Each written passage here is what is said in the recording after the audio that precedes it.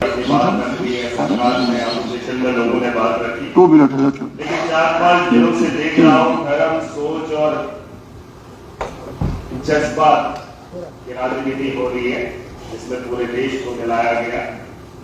आज हम लोगों की बात करने आए और मोशन ऑफ थैंक्स पे अगर बात करना चाहूँ, पहले तो कुछ अशार चाहता था कि गुनगुनाऊं, टाइम की कमी है, सीधा स्ट्रेट फुट पे आऊंगा।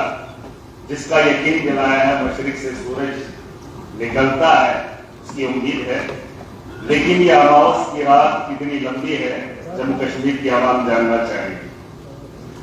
और उसके अलावा आज मैं देख रहा था कि मुलाजिम यहाँ जो रिक्रूटमेंट हो रही है यूपी के, बिहार के लोगों को, आज के लिए एक्सटेंशन में पढ़ रहा था कि कहाँ पे उसका बाज़ाब्ता नाम लिखा हुआ था और एड्रेस यूपी का लिखा था, उसकी तकलीफ हो रही है। और मैं चाहता हूँ स्टेटहुड के साथ साथ बैंक सिक्योरिटी का होना और जॉब की सिक्योरिटी का होना, यह हमारे लिए बहुत जरूरी है।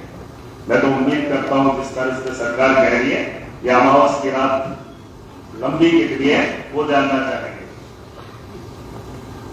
इसके अलावा इलेक्ट्रिसिटी पे बात हुई, सरकार ने उम्मीद दिखाई है, जैसे हमारे तारकामी साहब ने कहा कि लाइट तो दिखती नहीं है, हमारे यहाँ सबसे ज्यादा पावर प्रोजेक्ट है जिनकी हम हमेशा बात करते हैं।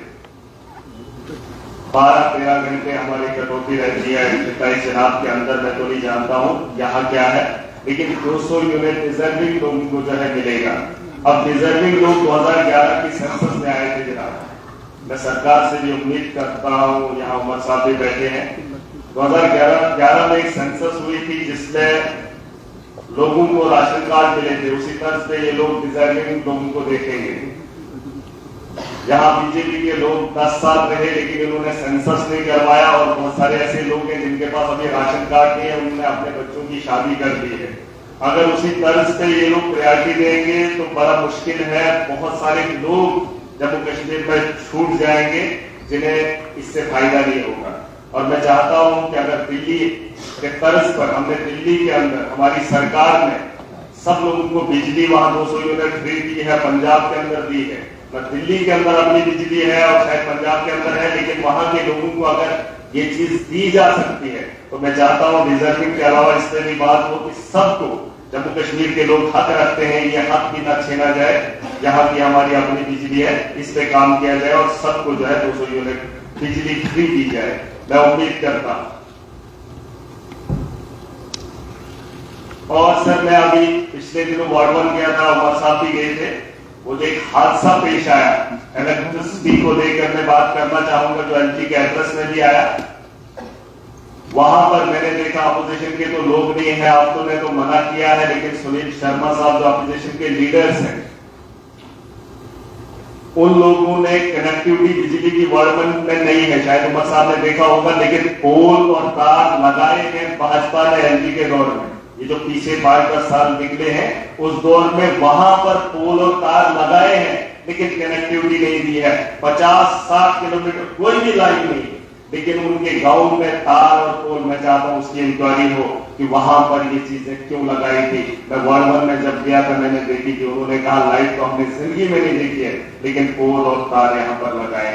सर ये गवर्नमेंट को लूटा जा रहा है, लोगों को बेवकूफ बनाया जा रहा है। इस तर्ज पे अगर हमारे यहाँ पिछले 5 या 10 सालों में काम हुआ है, इसकी इंक्वायरी होनी चाहिए। उसके अलावा रोड्स को लेकर बात हुई है, एक उम्मीद की किरण दिख रही है, लोग इस पर चर्चा कर रहे हैं, होना भी चाहिए। हमारे यहाँ कई साल पहले हमारे रोड्स बने जिसमें हाईवेज है, लिंक रोड्स है, अगर आपकी नोटिस में नहीं होगा लेकिन मैं सरकार को बताना चाहूंगा, हमारे यहाँ कई सालों से लोगों को कंपनसेशन नहीं मिला, और जब से भाजपा की सरकार आई इन्होंने कहा आप जमीन दो हम आपको सड़कें देंगे, लेकिन हमारे पास उतनी जमीन नहीं है कि हम सड़क के लिए जमीन को मुफ्त दे दें। लेकिन जो पुराने लोग थे पुराने दौर के अंदर, शायद आपकी सरकार में भी वो चीजें होंगी, आज तक उन लोगों को मुआवजा नहीं मिला है। रोड्स की जरूरत हर जगह है, लेकिन मैं चाहता हूं कि उस रोड की कंपनसेशन के बारे में भी सोचा जाए। खाली रोड्स किस तर्ज पे आप लेंगे, किस जमीनों के बगैर या जिन लोगों के पास जितनी जमीन है उसे उजाड़ कर आप उस गांव को अगर राहत देना चाहेंगे तो ये गलत तरीका रहेगा। मैं चाहता हूं इस पर थोड़ा सा ध्यान दिया जाए। रोड्स में सर हमारा टोल आता है, टोल आप देखेंगे 80 रुपया पहले वहां पे नाशरी में टनल पे चलाया जाता था। हाईवे तो इन्होंने बना लिया, ये माफिया नहीं सर। मैं डिस्कस कर रहा हूं, मैंने इसलिए आपको दिया ज्यादा टाइम कि फॉरफ्लंग एरिया आपका है, आप इशू उठा रहे हैं अपने इलाके के।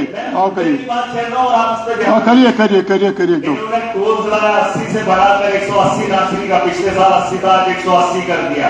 उसके अलावा अगर आप देखेंगे बटोर के वहां रोड पे वहां पर भी टोल लिया जाता है, अड्डा जिसे कहा जाता है। वहां से जब आप आएंगे डोडा के अंदर, डोडा सिटी के अंदर, खाटरी के अंदर, किश्तवाड़ के अंदर, जहां जहां पर भी एंट्री पॉइंट है हर रोड पे जो है माफिया बैठा है। मैं चाहता हूं इस चीज को देखा जाए, इन लोगों को रोका जाए। अगर आप रोड्स की बात कर रहे हैं, लेकिन लोगों की राहत के बारे में भी आपको सोचना चाहिए।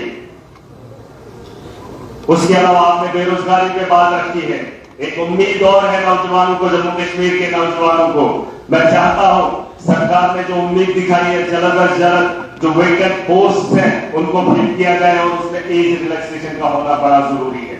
सर एज रिलैक्सेशन का बड़ा होना जरूरी है, क्योंकि 10 साल पहले जो बच्चे उसके अहल थे, लेकिन नौकरियां न निकलने की वजह से उनकी एज आगे बढ़ गई, जिसका खमियाजा उन लोगों ने भुगता। और मैं चाहता हूं कि हमारे तर्ज से हमारे जैसे नौजवान हैं उन्हें मौका दिया जाना चाहिए, उनकी एज में बढ़ोतरी होनी चाहिए, चाहे कोई भी रिक्रूटमेंट आए तो उसके लिए थैंक यू दिखाया जाए।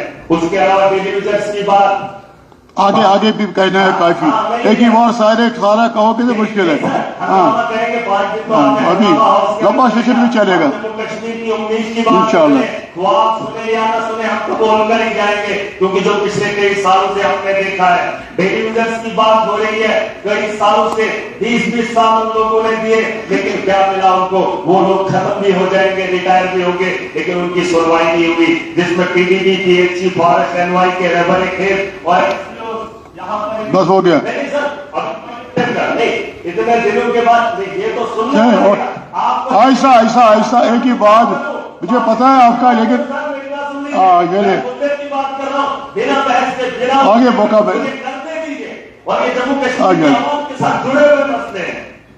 शेख खुर्शीद साहब मैंने लगे प्लीज स्पेसिफिक आप बोल दे रहे। चलिए आप बैठिए आप रिटर्न दीजिए, मैं भेजूंगा ऑनरेबल चीफ मिनिस्टर को जो पॉइंट है आपके। आज निकलेगी, चाहे वो तहसील लेवल की हो, डिस्ट्रिक्ट लेवल की हो, आप हमें कंपटीशन में स्टेट लेवल के साथ नहीं लाइए, नेशनल लेवल के साथ नहीं लाइए। ठीक है, ओके, लेवल की है, पंचायत लेवल। शुक्रिया। चलिए आप प्लीज कंटिन्यू। एक सेकंड सीएम साहब बोल रहे चाहते हैं। एक सेकंड आप रेस्पॉन्ड करने चाहते हैं। आप पहले उठिए, आप ऑनरेबल एहतराम किया करो।